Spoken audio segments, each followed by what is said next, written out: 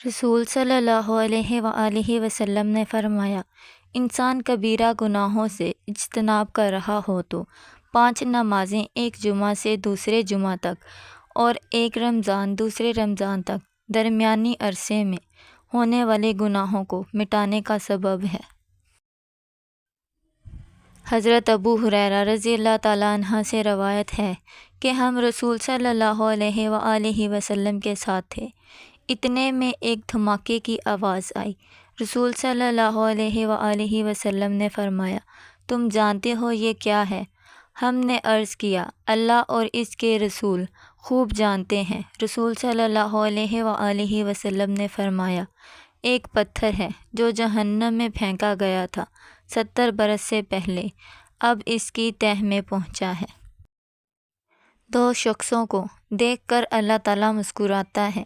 رسول صلی اللہ علیہ وآلہ وسلم نے فرمایا، ایک وہ ہے کہ جو سرد رات میں اپنے بستر اور لحاف سے اٹھ کر وضو کرتا ہے اور نماز پڑھتا ہے تو اللہ تعالیٰ فرشتوں سے پوچھتا ہے، میرے بندے کو یہ تکلیف برداشت کرنے پر کس چیز نے ابھارا ہے؟